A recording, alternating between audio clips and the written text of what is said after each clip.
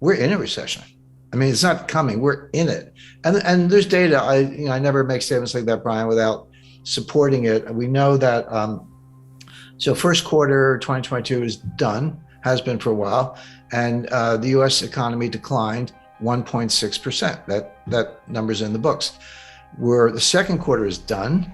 We don't have the official number. We won't until about 10 more days. The U.S. government will release that. But we have very, very good estimates, particularly from the Federal Reserve Bank of Atlanta. They have a kind of a real-time tracker.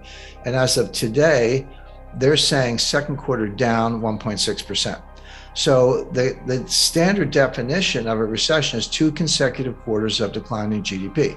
Since Rickards has made these comments in mid-July, the official data from the US confirmed his fears. The GDP fell in the second quarter by 0.9%, rather than 1.6%, but still meeting the standard definition of a recession.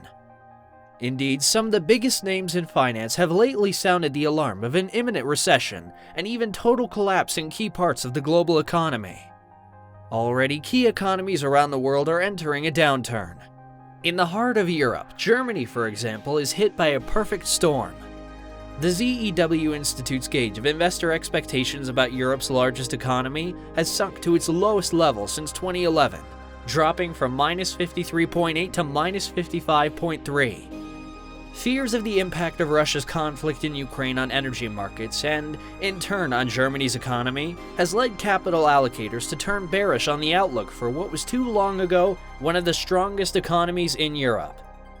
Economists have slashed their estimates for growth in Germany and the wider Eurozone this year, while raising their inflation forecasts.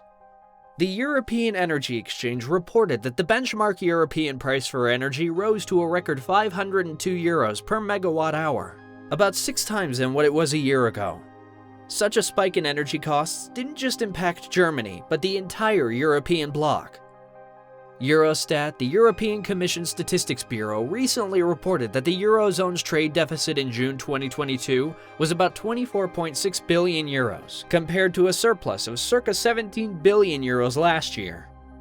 Even European countries outside the Eurozone, like Norway, got hit hard by a storm of macroeconomic headwinds.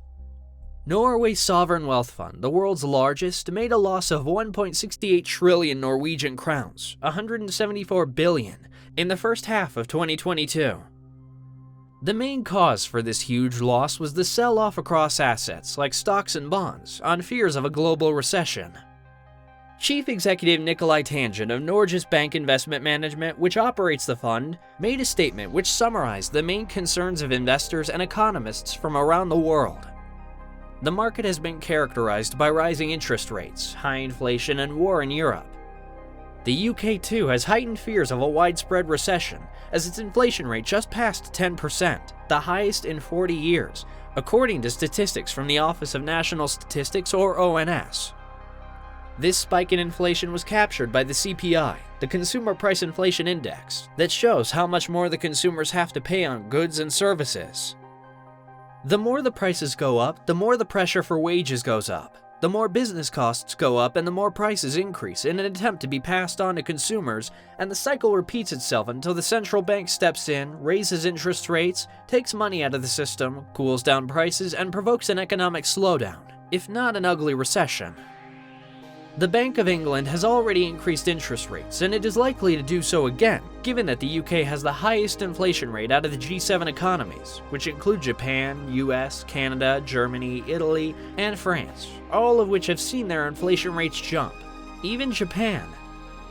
Looking at another key economy, China is in the midst of a growing crisis. A real estate bubble that is about to burst, rampant corruption, decreasing working population, a wobbly deleveraging, and a leader obsessed with the crazy policy of net zero COVID-19 cases.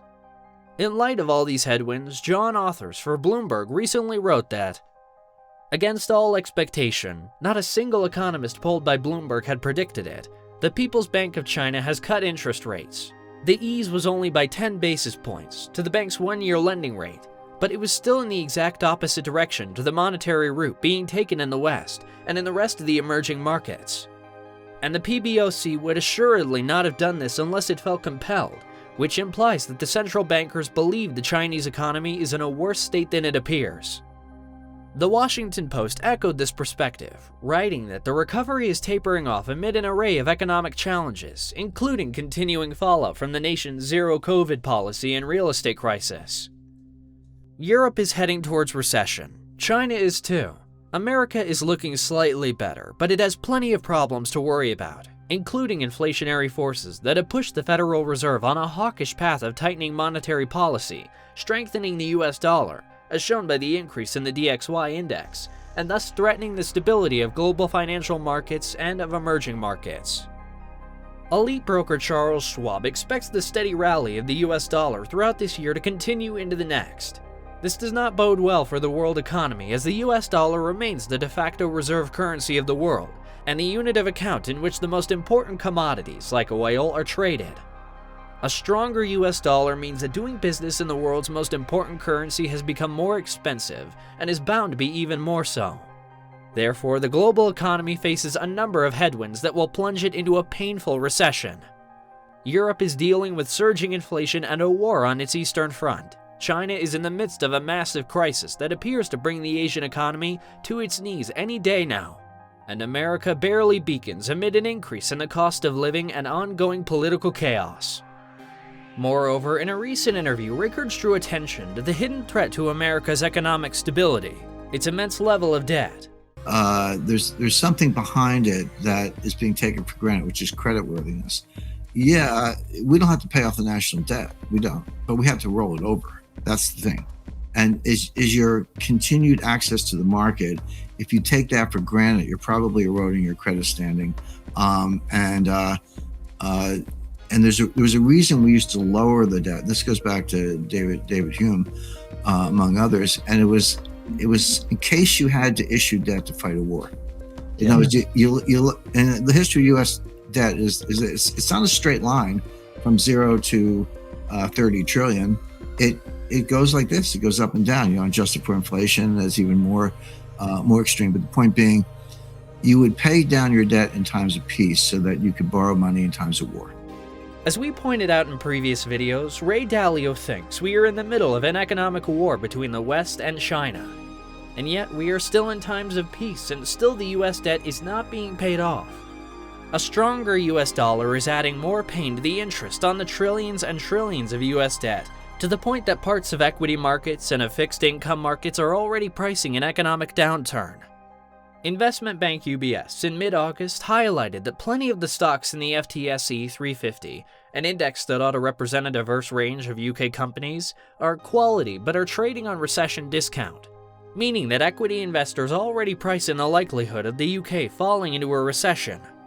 Despite being in a better shape than other economies, holders of US Treasury bonds, essentially US government debt, have sold some of their positions, pushing the yields on the 10-year Treasuries higher and higher, suggesting that fixed income investors are not so optimistic on the outlook for the American economy and perhaps even the global one.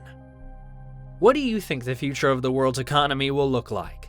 Do you agree with our analysis? Let us know in the comments below, and don't forget to subscribe and like this video.